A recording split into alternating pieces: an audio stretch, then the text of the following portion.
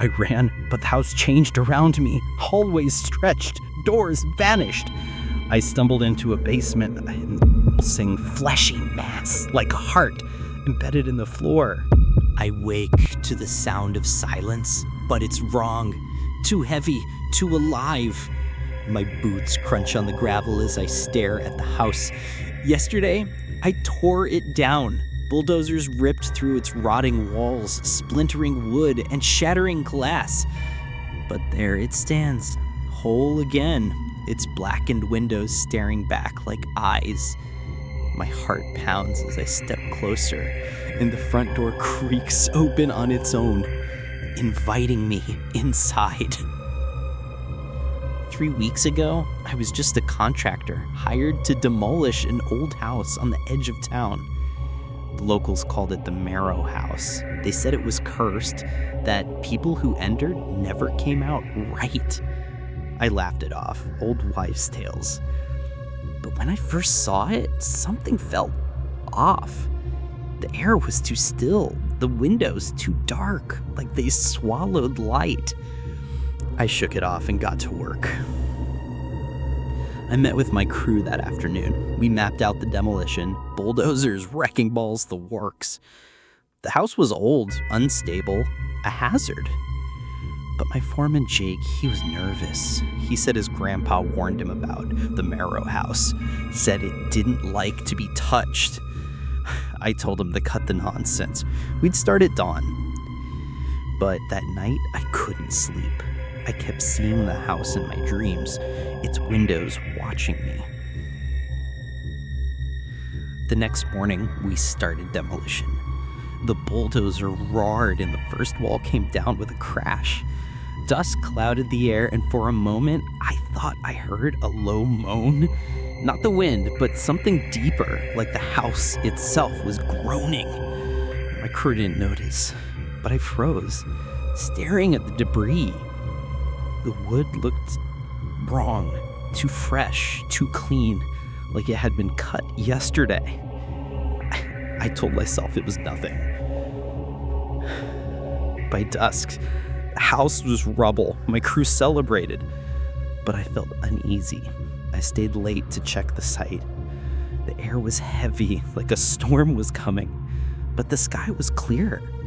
As I walked through the wreckage, I found a single window frame, standing upright in the debris, unbroken. I swear it was watching me. The next morning, I arrived at the site and stopped dead. The house was back, not a ruin, not a pile of debris, whole. Every window, every board, identical to before. My crew thought I was crazy, but I showed them the photos from yesterday's demolition. They went quiet. Jake quit on the spot. I should have left too. I called in a new crew. We tore it down again, faster this time, more desperate. The house fought back, machines jammed, tools broke, and one guy swore he saw blood seep from the walls. I didn't believe him, but I saw the stains too.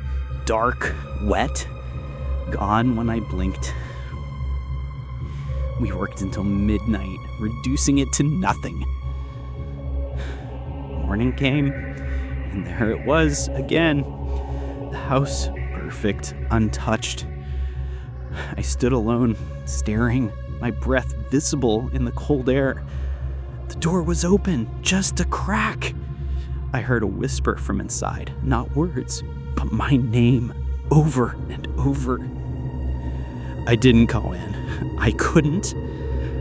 I went to the library, digging for answers. Old records mentioned the Marrow House, built in 1883 by a man named Elias Marrow. He vanished incited along with his family. The townsfolk said the house kept them. Every attempt to destroy it failed. It always came back. The librarian watched me the whole time, like she knew something. I didn't know what else to do, so we tried again. This time, we burned it, Flames roared, consuming the house. The heat was unbearable, but I swear I saw shapes moving in the fire. Human shapes, reaching out. By morning, the ashes were gone, and the house stood whole again. I was losing it. My crew was gone, my sleep was gone, and the house was still there. I started hearing it at night, even at home. Creaks, whispers, my name. I found scratches on my door, too precise to be random. I knew it was the house, calling me back. I went back alone at midnight. The house loomed in the moonlight, its door wide open now. I had no plan, just the flashlight and a crowbar. The air felt thick, like it was pushing me toward the entrance. I stepped inside. The air inside was cold, wet, like a cave. My flashlight flickered, catching glimpses of old furniture, covered in dust but untouched by time. The floor creaked under me, but it wasn't my steps. It was the house, shifting, breathing. Then I saw it, a mirror, reflecting not me, but them. Shadowy figures, watching. I ran, but the house changed around me. Hallways stretched, doors vanished. I stumbled into a basement I hadn't seen before. In the center was a pulsing, fleshy mass, like a heart, embedded in the floor. It beat and the house shook with it. I raised the crowbar, but a voice, Elias Marrows, screamed, "You can't kill what's already alive!" I swung the crowbar, smashing the heart. The house screamed, a sound that tore through me. The walls bled, the floor buckled, and I ran, barely escaping as it collapsed. But the next morning, I saw it again, whole in the distance.